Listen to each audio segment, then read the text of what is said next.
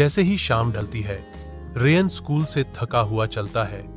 उसके कदम दिन के बोझ से भारी होते हैं। एक रहस्यमय गली उसे परिचित रास्ते से बुलाती है, एक ऐसी जगह जो अब तक अनदेखी थी। धुंध हवा में भर जाती है क्योंकि वह रुक जाता है।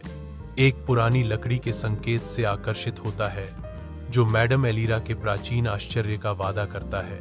जिज्ञासा और आशंका के मिश्रण के साथ रेयन चरमराहट वाले दरवाजे को धकेलता है, अज्ञात में कदम रखता है। अंदर से एक आवाज गूंजती है, रहस्य से भरी हुई। कुछ ढूंढ रहे हो? भूला हुआ? अंदर मैडम एलिरा रेयन को एंटीक शॉप के छिपे हुए पिछले कमरे में ले जाता है। एक लंबा फटा हुआ दर्पण चुपचाप खड़ा है, जिसकी चांदी की बेलें मंद रोशनी में चमक रही हैं। अंदर दर्पण की ओर इशारा करते हुए समझाते हैं, यह खोई हुई यादों का दर्पण है। यह आपकी छवि नहीं दिखाता, यह दिखाता है कि आप क्या भूल गए हैं। रेयन ने दृढ़ता से जवाब दिया, मैं कुछ भी नहीं भूला। अंदर धीरे से आज्ञा देता है, इसे छुओ। वह अपना हाथ दर्पण पर रखता है और सब कुछ बदल जाता है। रेयन एक झिलमिलाते जंगल में खुद को पाता है। बैंगनी आकाश के नीचे पत्तियां चमक रही हैं। एक बच्चे की हंसी की आवाज हवा में भर जाती है, क्योंकि एक छोटा रेयन अपनी मां के साथ एक नदी के पास खेलता है। रेयन चिल्लाता है, मां। जैसे ही वह उसकी ओर दौड़ने की कोशिश करता है, लेकिन जंगल धुंधला होने लगता है। उसकी मां उदासी से मुस्कुराती है, हाथ हिलाती है और प्रकाश में गायब हो जाती है। रेयन प्राचीन वस्तुओं की दुकान में वापस आता है, हांफता हुआ और कांपता हुआ।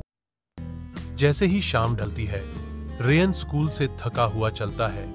उसके कदम दिन के बोझ से भारी होते हैं। एक रहस्यमय गली उसे परिचित रास्ते से बुलाती है, एक ऐसी जगह जो अब तक अनदेखी थी। धुंध हवा में भर जाती है क्योंकि वह रुक जाता है। एक पुरानी लकड़ी के संकेत से आकर्षित होता है जो मैडम एलिरा के प्राचीन आश्चर्य का वादा करता है। जिज्ञासा और आशंका के मिश्रण के साथ रेयन चरमराहट वाले दरवाजे को धकेलता है, अज्ञात में कदम रखता है। अंदर से एक आवाज गूंजती है, रहस्य से भरी हुई। कुछ ढूंढ रहे हो? भूला हुआ? अंदर मैडम एलिरा रेयन को एंटीक शॉप के छिपे हुए पिछले कमरे में ले जाता है। एक लंबा फटा हुआ दर्पण चुपचाप खड़ा है, जिसकी चांदी की बेलें मंद रोशनी में चमक रही हैं। अंदर दर्पण की ओर इशारा करते हुए समझाते हैं, यह खोई हुई यादों का दर्पण है। यह आपकी छवि नहीं दिखाता, यह दिखाता है कि आप क्या भूल गए हैं। रेयन ने दृढ़ता से जवाब दिया, मैं कुछ भी नहीं भूला। अंदर धीरे से आज्ञा देता है, इसे छुओ। वह अपना हाथ दर्पण पर रखता है और सब कुछ बदल जाता है। रेयन एक झिलमिलाते जंगल में खुद को पाता है।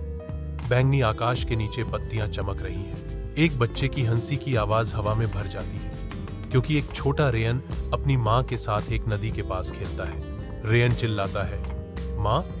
जैसे ही वह उसकी ओर दौड़ने की कोशिश करता है, लेकिन जंगल धुंधला होने लगता है। उसकी मां उदासी से मुस्कुराती है, हाथ हिलाती है और प्रकाश में गायब हो जाती है। रेयन प्राचीन वस्तुओं की दुकान में वापस आता है, हांफता हुआ और कांपता हुआ।